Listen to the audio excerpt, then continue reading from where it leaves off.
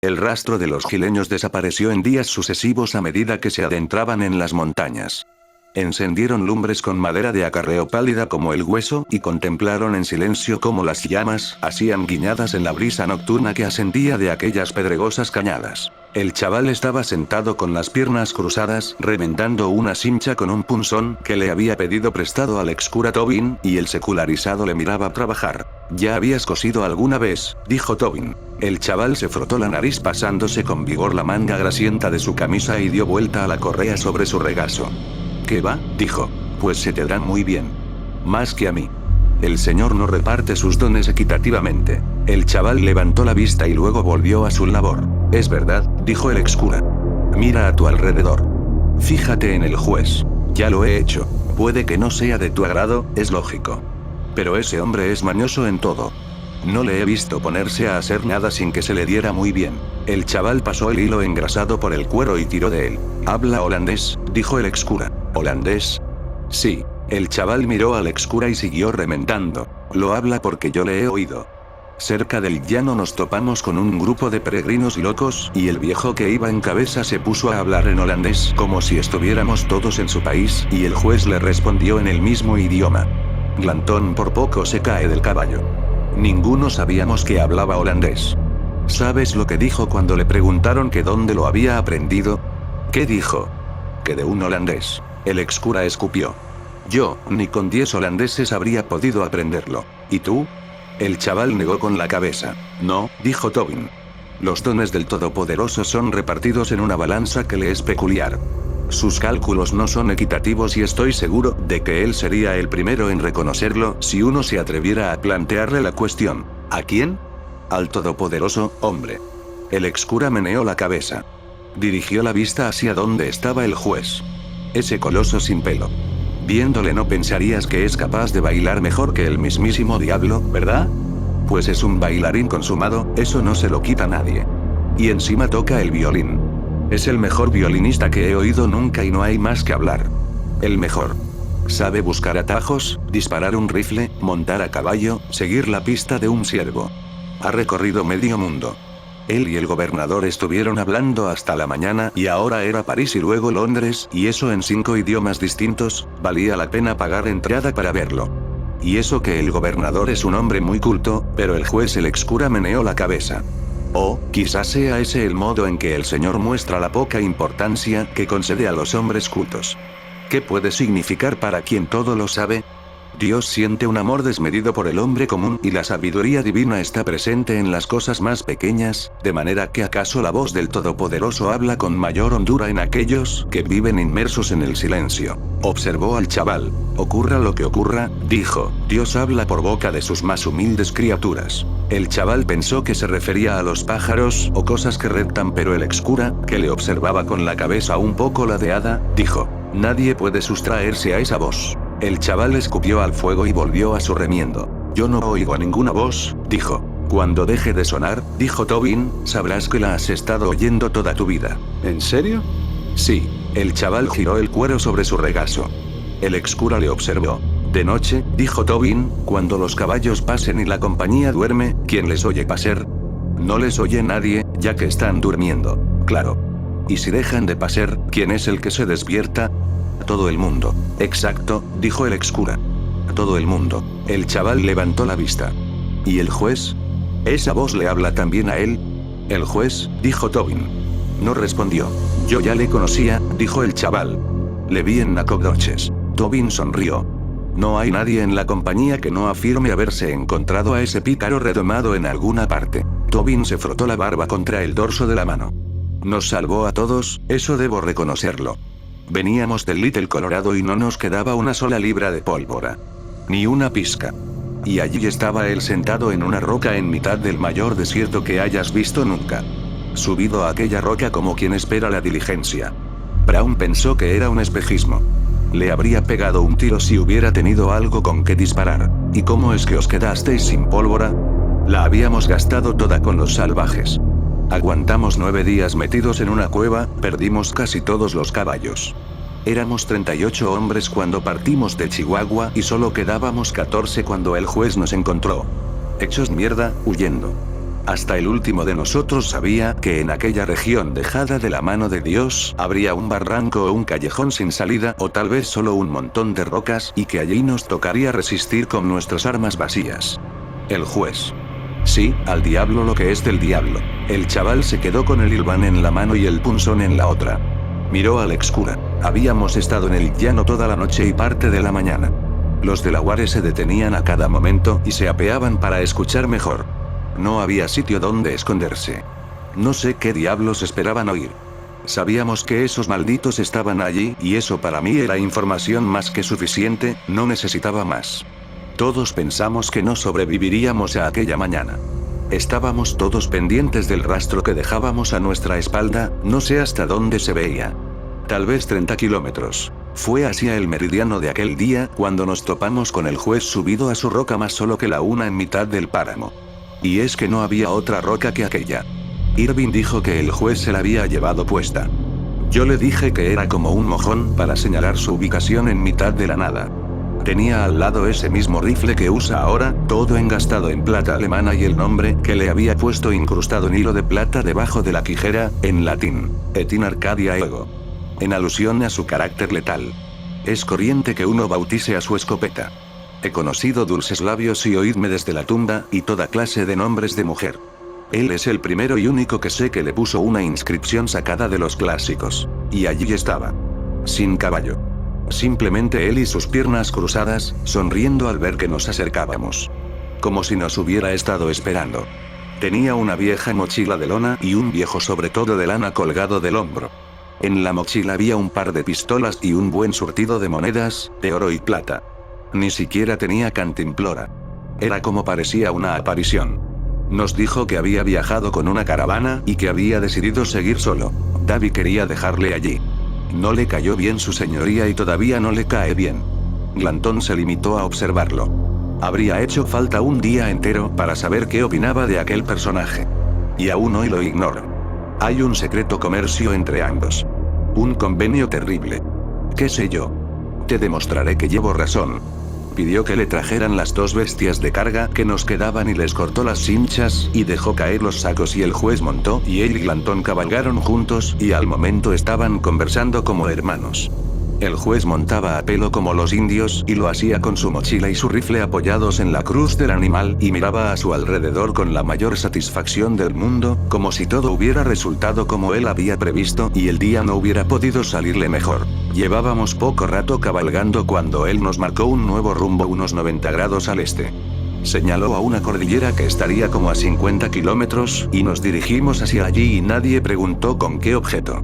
Glantón le había dado ya los detalles de la situación en la que se había metido por voluntad propia, pero si le preocupaba en lo más mínimo estar desnudo de armas en medio del desierto con media nación apache, pisándole los talones, el juez se lo guardó para sí. El excura hizo una pausa para encender de nuevo su pipa, alargando la mano hacia el fuego para coger un carbón como hacían los exploradores indios, y devolviéndolo después a las llamas como si allí estuviera mejor. A ver, ¿qué crees tú que había en esas montañas?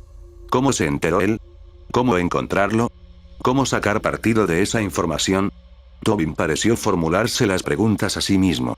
Estaba contemplando el fuego y chupando su pipa. Llegamos a las estribaciones a media tarde y subimos por un arroyo seco y seguimos subiendo creo que hasta la medianoche y luego acampamos pero sin leña ni agua. Cuando se hizo de día los vimos a unos 15 kilómetros de distancia en la llanura que se extendía al norte. Cabalgaban de 4 y 6 en fondo y no eran pocos y no tenían ninguna prisa. Según dijeron los centinelas, el juez estuvo en vela toda la noche, observando los murciélagos. Subía por la ladera y hacía anotaciones en un cuaderno que llevaba y luego volvía a bajar. Parece que estaba muy animado. 2 hombres habían desertado aquella noche y por tanto solo quedábamos 12 y el juez 13. Yo me dedicaba a estudiarlo con calma, al juez. Entonces y ahora también. A ratos parecía un demente y a ratos no. De Glantón, en cambio, sé que está totalmente loco. Partimos con la primera luz hacia un barranco arbolado. Estábamos en la vertiente norte y en la roca crecían sauces y alisos y cerezos, árboles pequeños. El juez paraba a hacer de botánico y luego nos alcanzaba. Lo juro por Dios. Iba metiendo hojas entre las páginas de su cuaderno. Yo nunca había visto nada igual, y todo el rato con los salvajes perfectamente visibles allá en el llano. A mí hasta me dio tortícolis de tanto mirarlos, y piensa que había un centenar de ellos. Fuimos a salir a un terreno de pedernal donde todo eran enebros y continuamos sin más. No hubo ningún intento de despistar a sus rastreadores. Cabalgamos todo aquel día. No volvimos a ver a los salvajes porque se habían puesto al socaire de la montaña y estaban en las cuestas de más abajo. Tan pronto atardeció y los murciélagos empezaron a salir, el juez alteró de nuevo el rumbo, montado en su caballo con la mano encima del sombrero mientras veía pasar a los animalitos.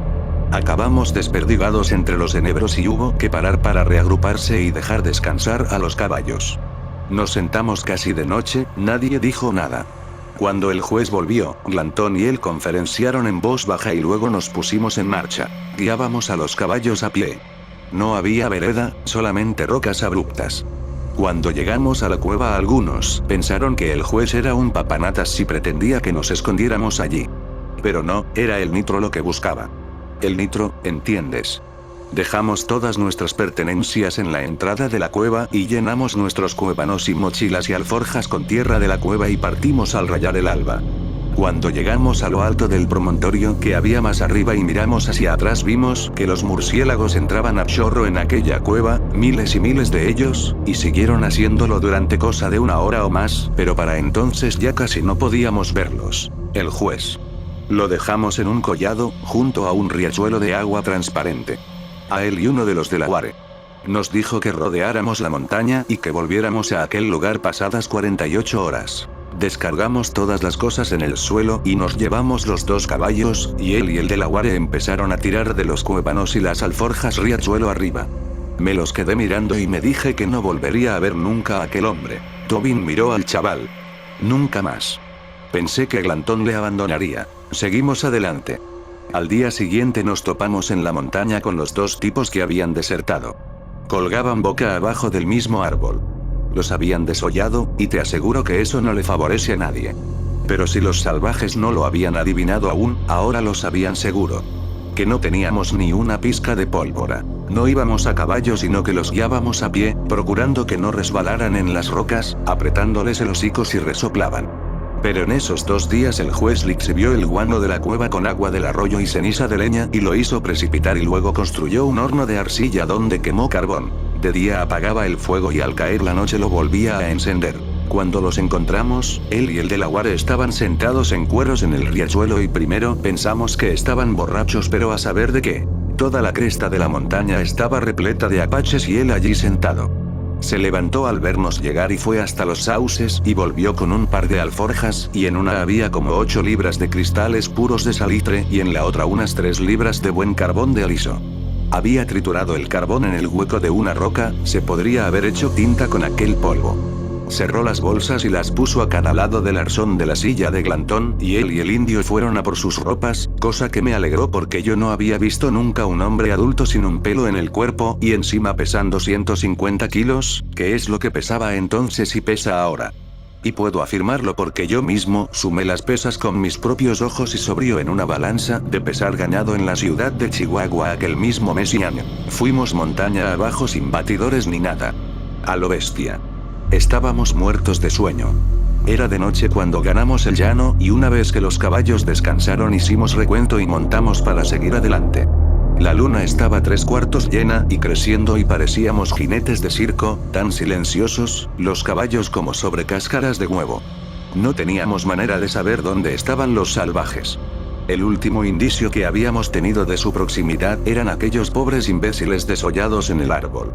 Nos dirigimos al oeste a través del desierto.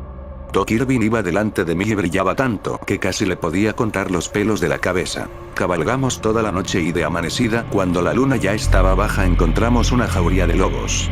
Se escabulleron y volvieron al rato, haciendo tan poco ruido como el humo. Se desperdigaban y atajaban y rodeaban a los caballos. Con todo el descaro del mundo. Nosotros les arreábamos con las trabas y ellos se escabullían, no se oía otra cosa que su respiración, a no ser que lanzaran quejidos o dieran dentelladas.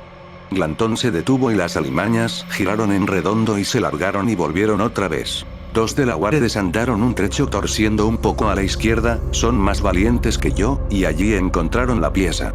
Era un antílope, un macho joven muerto la tarde anterior. Estaba medio consumido y nos lanzamos sobre él con los cuchillos, y nos llevamos la poca carne que quedaba y nos la comimos cruda montados a caballo. Era la primera carne que probábamos en 6 días. Teníamos unas ganas locas de probarla. Buscando piñones en la montaña como si fuéramos osos, y lo contentos que nos poníamos y encontrábamos. A los lobos les dejamos poco más que los huesos, pero yo nunca mataría a un lobo y sé que hay otros que sienten como yo. En todo este tiempo el juez apenas había abierto la boca. Amaneció y nos encontrábamos al borde de un extenso mal país y su señoría fue a tomar posiciones sobre unas rocas volcánicas que había allí y empezó a soltarnos un discurso. Fue como un sermón, pero no un sermón cualquiera. Más allá de ese mal país había un pico volcánico, y el sol que acababa de salir lo tenía de muchos colores, y unos pequeños pájaros oscuros flotaban en el viento, y el viento agitaba el viejo sobre todo que el juez llevaba puesto y luego señaló a la solitaria montaña y se embarcó en una oración cuyo objeto todavía desconozco, y concluyó diciéndonos que la madre tierra, como la llamó, era redonda como un huevo y contenía dentro de sí todas las cosas buenas. Luego llevó de las riendas al caballo que había estado montando por aquellas escorias negras y vidriosas, un terreno tan traicionero para el hombre como para la bestia, y nosotros detrás del juez como discípulos de una nueva fe. El excura hizo una pausa y golpeó la pipa apagada contra el talón de su bota. Miró al juez que estaba con el torso desnudo hacia las llamas como tenía por costumbre. Se volvió y miró al chaval. El mal país. Era un laberinto. Subías a toda prisa a un pequeño promontorio y de repente te veías rodeado de grietas tan profundas que no te atrevías a saltarlas. Los bordes de cristal negro y puntiagudo, y abajo puntiagudas rocas de sílex. Guiábamos a los caballos con el máximo cuidado y aún así les sangraban los cascos. Nuestras botas estaban destrozadas. Trepando a aquellos viejos rellanos resquebrajados comprendías cómo habían ido las cosas, las rocas derretidas habían quedado arrugadas como un budín viejo, la tierra se había hundido hasta su núcleo líquido. Donde que nosotros sepamos está localizado el infierno. Pues la tierra es un globo en el vacío y en verdad no tiene un arriba y un abajo, y en esta compañía hay hombres aparte de yo mismo que han visto pequeñas huellas de patas hendidas en la piedra tan claras como el ir y venir de una cervatilla, pero ¿qué cervatilla ha pisado jamás rocas derretidas? No pretendo refutar las escrituras, pero es posible que haya habido pecadores tan rematadamente malos que el fuego del infierno los expulsara de su seno, y no me cuesta imaginar que en tiempos pasados fueron pequeños diablos los que traspasaron con sus horcas ese vómito incandescente a fin de recuperar aquellas almas que por error habían sido escupidas de su lugar de condenación hacia los confines del mundo. Sí. Es solo una idea, nada más. Pero en el orden del universo ha de haber un punto en donde los dos mundos se toquen. Y algo dejó aquellas marcas de pezuñas en la lava, pues yo las vi con mis propios ojos. El juez no apartaba la vista de aquel cono de muerte que se elevaba en pleno desierto como un enorme chancro. Nosotros le seguíamos solemnes como búhos, y cuando volvió la cabeza se echó a reír al ver las caras que traíamos. Llegados al pie de la montaña lo echamos a suertes, y enviamos 2 hombres por delante con los caballos. Les vi alejarse. Uno de ellos está ahora mismo aquí y yo le vi alejarse con esos caballos por la escoria como si fuera un condenado a muerte. Y no es que nosotros no estuviéramos condenados. Cuando levanté la vista él iba ya cuesta arriba, me refiero al juez, con su zurrón al hombro y el rifle a modo de alpenstock. Y lo mismo hicimos todos los demás. No habíamos cubierto la mitad de la ascensión cuando divisamos a los salvajes en la llanura. Seguimos trepando. Yo pensaba que, a malas, nos arrojaríamos al cráter, todo menos dejarnos atrapar por aquellos desalmados. Creo que era mediodía cuando por fin llegamos arriba. Estábamos rendidos. Y los salvajes a menos de 15 kilómetros. Miré a mis compañeros y la verdad es que no se les veía muy aguerridos. Habían perdido toda dignidad. Tenían todos buen corazón, y lo tienen aún, y no me gustaba verlos así y pensé que el juez había caído sobre nosotros como una maldición. Pero resultó que yo estaba equivocado. Al menos en esa ocasión. Ahora tengo otra vez mis dudas. El juez fue el primero en llegar al borde del cono pese a su enorme corpachón y se quedó mirando en derredor como si hubiera ido a contemplar la vista. Luego se sentó y empezó a descamar la roca con su cuchillo. Uno a uno fuimos llegando mientras él permanecía sentado de espaldas a aquella cima y nos dijo a todos que hiciéramos lo que él. Era azufre vivo. Una roncha de azufre todo alrededor del cráter, amarillo intenso con algunas escamas pequeñas de sílice que brillaban, pero en general puras flores de azufre. Nos pusimos a rascar las rocas y fuimos desmenuzando el azufre con los cuchillos, hasta que reunimos un par de libras, y entonces el juez cogió las alforjas y fue hasta un hueco en las rocas y derramó el carbón y el nitro y lo mezcló todo con la mano y luego echó encima el azufre. Llegué a pensar que nos pediría que derramáramos nuestra sangre allí dentro como francmasones, pero no hubo tal. El juez siguió amasando con las manos hasta dejarlo aquello bien seco y mientras tanto los salvajes en el llano cada vez más cerca, y cuando volví la cabeza el juez estaba de pie, ese inmenso patán sin pelo, se había sacado la picha y estaba meando sobre la mezcla, meando con aires de desquite, y entonces nos exhortó a que hiciéramos otro tanto. De todos modos estábamos medio locos. Nos pusimos en fila. Los de la Ware también.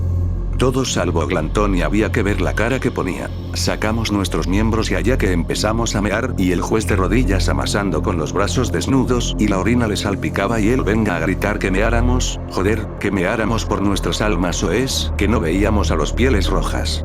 Y a todo esto sin dejar de reír y convirtiendo aquella masa en un asqueroso masacote negro, un batido diabólico a juzgar por lo mal que olía y no es que él fuera el pastelero del infierno, digo yo, y entonces sacó su cuchillo y empezó a allanar la cosa sobre las rocas que miraban al sur, extendiéndola a capas finas con la hoja del cuchillo y observando el sol por el rabillo del ojo y todo manchado y apestando a orines y azufre y sin dejar de sonreír y blandiendo el cuchillo con tal destreza que parecía como si no hubiera hecho otra cosa en su vida.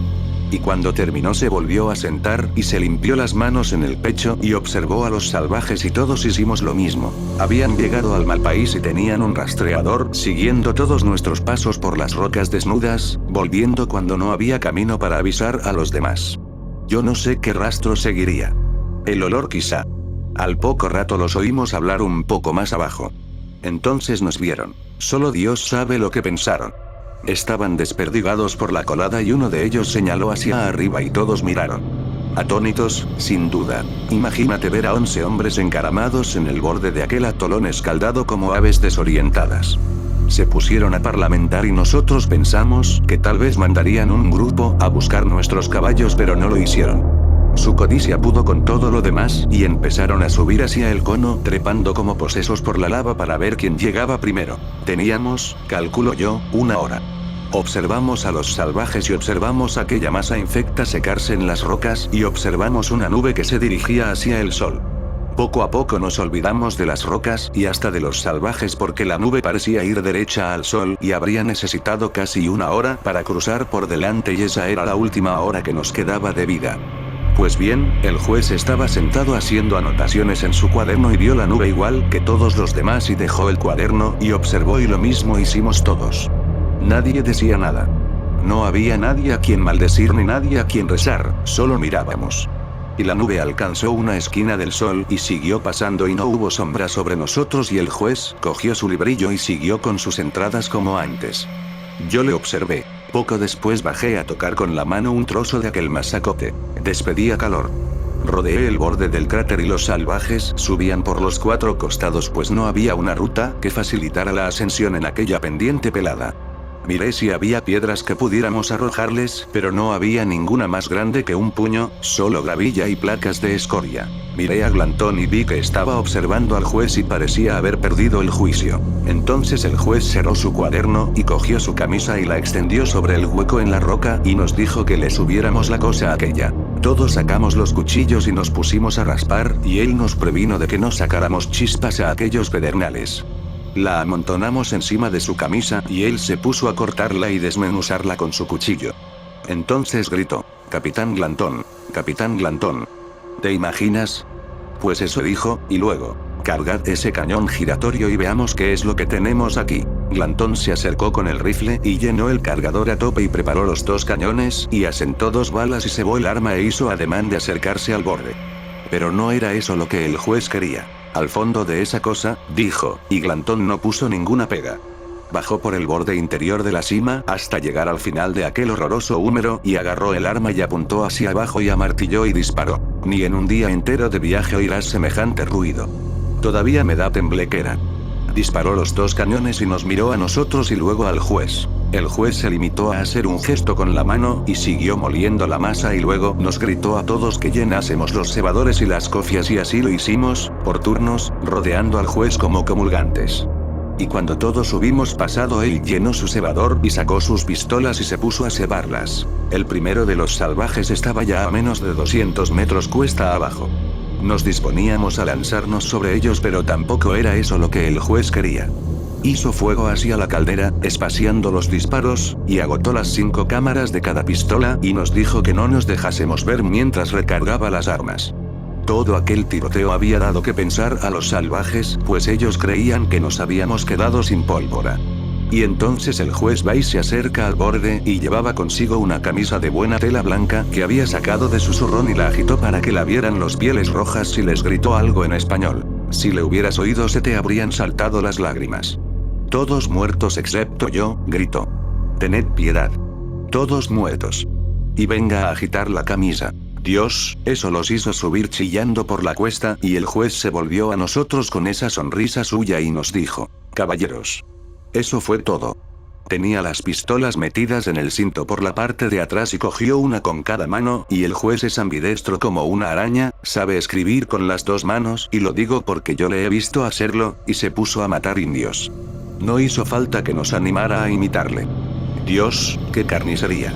En la primera descarga matamos a una docena y no paramos. Antes de que el último pobre diablo llegara al pie de la cuesta ya había 58 salvajes muertos entre los cascajos. Patinaban por la pendiente como paja por una tolva, unos caían hacia acá, otros hacia allá, formando una cadena al pie de la montaña. Apoyamos nuestros rifles en el reborde de azufre y matamos a 9 más que corrían por la lava. Como en una caseta de tiro, ni más ni menos. Incluso hacíamos apuestas. El último al que disparamos estaba casi a 1 kilómetro de la boca de nuestras armas y encima corriendo a matar. Todos los tiros fueron certeros, ni un solo error con aquella pólvora misteriosa. El excura se volvió y miró al chaval. Y esa fue la primera vez que vi al juez Holden. Es un caso a estudiar. El chaval miró a Tobin. ¿Y de qué es juez? Dijo. ¿De qué es juez? Sí. ¿De qué es juez? Tobin miró hacia la lumbre. Muchacho, dijo. Baja la voz. Te va a oír. Ese hombre tiene orejas de zorro.